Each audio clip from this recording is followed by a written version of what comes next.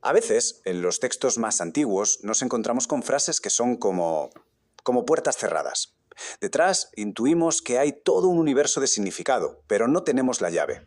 Hoy vamos a intentar forzar la cerradura de una de esas puertas, una frase que lleva siglos intrigándonos. No podría responderle ni una sola cosa entre mil.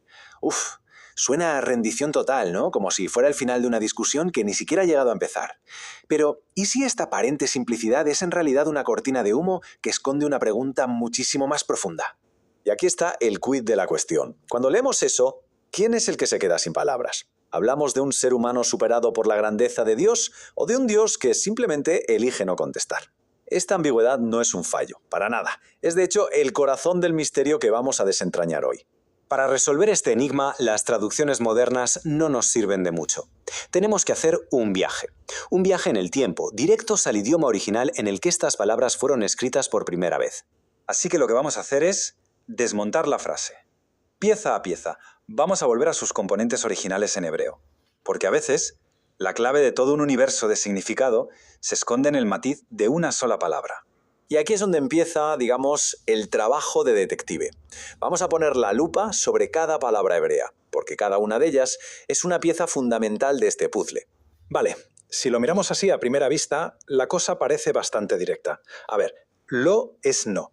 Ya'anenu podría responderle. Ahat, una. Minni, entre. Y Aleph, mil. O sea, parece que todo encaja, ¿verdad? Pero claro, estamos hablando de hebreo antiguo. Y aquí las palabras a menudo tienen capas. Y una de estas en concreto esconde una sorpresa. La palabra clave aquí es Aleph. Para nosotros, 1000 es un número, ya está, 1000. Pero en el lenguaje poético del hebreo antiguo, Aleph era muchísimo más. Era una manera de decir incontable, infinito. No se refería a 1000 preguntas literales en una lista, sino a un abismo, una cantidad tan gigantesca que sencillamente se escapa a nuestra comprensión. Pero claro, las palabras por sí solas solo son una parte de la historia. Para entender de verdad lo que pesan, tenemos que saber quién las dice y, sobre todo, por qué las dice. El contexto lo es todo. Quien está hablando es Job, un hombre que está en medio de una crisis absoluta, que lo ha perdido todo.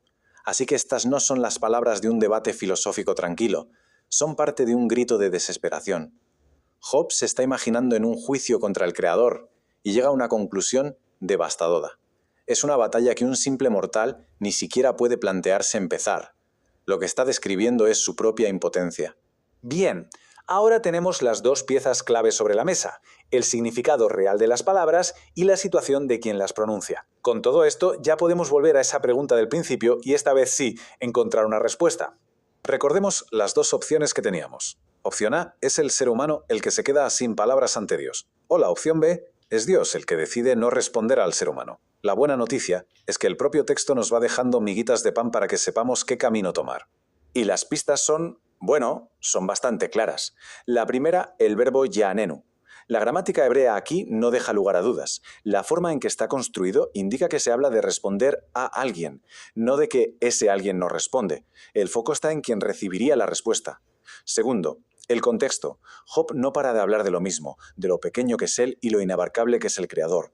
Y tercero, y quizá lo más importante, el tema de su lamento. En todo momento Job se queja de su propia incapacidad, no de un supuesto silencio divino. Así que, cuando juntamos todas las piezas del puzzle, la imagen final es inequívoca. La frase no significa que Dios no conteste, sino que el hombre no podría responderle a Dios ni una sola de 1000 razones.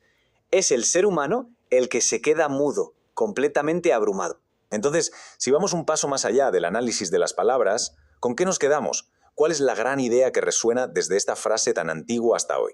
La cuestión fundamental no es que haya un Dios silencioso que nos niega las respuestas, sino que es la humanidad la que se queda sin palabras.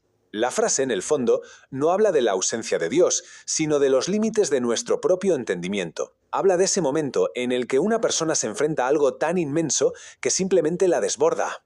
Ese 1 entre 1000, por tanto, no es una estadística. Es una metáfora potentísima. Es la imagen de la brecha, casi infinita, que existe entre nuestra lógica, nuestro razonamiento y una sabiduría que opera a una escala que ni siquiera podemos empezar a imaginar.